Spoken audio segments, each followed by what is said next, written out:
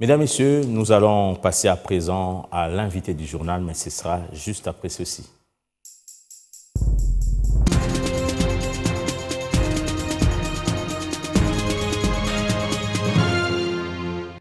Invité du journal pour cette édition d'information n'est autre que M. Paul Okito, président du collectif Fachi Second Mandat. Bienvenue, M. Paul Okito. Merci. Il n'y aura pas de prolongement. Les élections se feront le 20 décembre prochain. Vous avez suivi le propos du président de la CENI, Kadima, qui dénonçait le manque d'engouement dans les bureaux des réceptions et des traitements de candidatures. Comment vous comprenez cela? Non, je comprends, merci Alain. Ce qui est plus important, nous devons savoir que les élections, c'est pour les Congos. Les élections, c'est les élections congolaises. Ce n'est pas les élections pour faire plaisir aux Américains, aux Japonais, aux Pakistanais ou bien aux Français. Les élections, c'est pour le peuple congolais. Nous avons les institutions de la République. Nous avons la CENI chargée à organiser les opérations, les élections. Alors, qu'est-ce que nous attendons aujourd'hui? Que les élections soient organisées dans les délais constitutionnels. Parce que il y a risque que l'opposition et les citoyens disent que non, les gouvernements, Fatitou consort, n'ont pas respecté la Constitution. Nous avons besoin d'avoir les élections dans les délais. L'article 73 de la Constitution nous dit que non, les structures doivent être convoquées 90 jours avant la fin du mandat. J'en suis certain qu'au regard de tous les efforts qui sont déployés par les gouvernements et les acteurs et tous ceux qui participent à ces élections, je suis certain que nous aurons des élections dans les délais. Le problème, ce n'est pas d'avoir les élections seulement dans les délais. Mais avec qui? Parce que les candidats ne se présentent pas. Non, les candidats sont là. Parce que nous avons encore 5 mois. Hein, d'ici 4 d'ici, il y a l'engouement pourrait renaître de part et d'autre.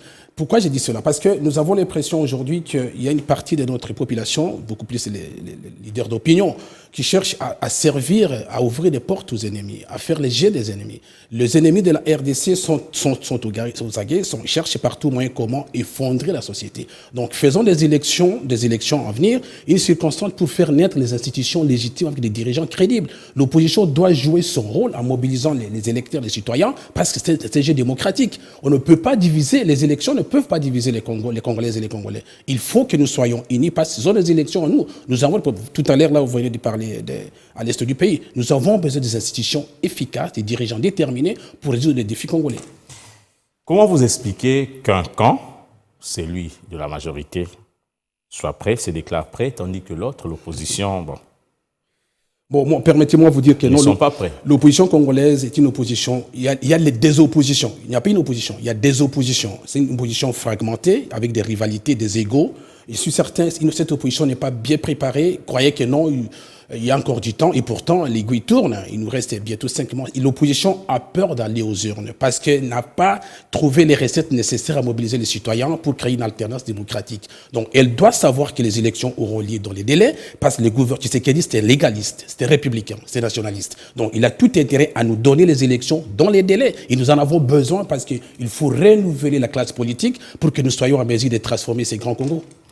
Mais qu'est-ce que vous dites de la confiance et de la crédibilité, des mots dont souffre le processus électoral? Ce sont des vocabulaires qui sont beaucoup plus utilisés par les ennemis de la République. Hein. Il y a des gens qui cherchent partout moyen d'utiliser les élections, que non, nous ne sommes pas sûrs, les fichiers électoraux. Organisons les élections, nous avons des institutions, cher Alain. Ce n'est pas parce que Kadima est président et que les élections ne seront pas crédibles et transparentes. Donc, ayons confiance aux institutions, travaillons ensemble pour les Congos. Privilégions d'abord l'intérêt de notre nation. Parce que j'ai l'impression que l'opposition cherche à diviser les Congolaises et les Congolais. Nous avons besoin des élections, nous avons besoin des autorités légitimes. La crédibilité, nous sommes encore en train, la première opération était finie, ils ont nettoyé les fichiers électoraux. Nous avons suivi l'opposition dire que non. Nous avons suivi l'opposition dire que non, il faut encore réauditer, il faut encore... Bon, ils ont trouvé qu'il fallait... Est-ce que quand les Chinois ou les Tchadiens ou les Canadiens organisent les élections, est-ce qu'ils demandent aux Africains d'aller visiter, auditer les fichiers électoraux? Il faut faire confiance aux institutions. Il faut éviter de servir, de faire les lits aux ennemis de la nation. Ce sont nos élections en nous. Parce que pour faire venir les experts internationaux, selon l'Église catholique et d'autres tenants de cette thèse-là, mais il faut les payer, il faut les nourrir, il faut les loger. Au frais de qui? Votre opposition doit chercher des vocables, des expressions d'apaisement pour que nous ayons les élections dans les délais, que les citoyens se prononcent. Nous revenons sur l'émission que le chef de l'État a fait le week-end. La justice est loin d'élever la nation congolaise parce qu'elle n'est pas faite Même le chef de l'État l'a reconnu. Oui, parce que nous tous nous constatons... Je rappelle que vous êtes avocat. Oui, bien sûr, bien entendu. Nous constatons une forme du banditisme judiciaire parce que Pierre Tshisekedi avait promis quoi, l'état des droits. On ne peut parler de l'état des droits que lorsque la justice elle est indépendante, elle est distributive, elle est une justice de réparation. Mais on assiste aujourd'hui les anciens magistrats et les anciens avocats qui étaient tellement ancrés dans les systèmes anciens, des clientélismes, et continuent encore à exercer. Il faut une vraie réforme judiciaire, il faut des hommes nouveaux à la tête de cette institution. Concrètement, quelle sorte de réforme? Le gouvernement doit prendre donc le courage et l'audace de révoquer les magistrats corrompus. Je vous informe qu'au Bénin, les citoyens participent à des dénonciations pour piéger les magistrats corrompus. Donc il faut que les magistrats corrompus soient révoqués comme Laurent Désiré Kabila a fait en 1998. Parce que sans cela, l'état de droit sera une fiction.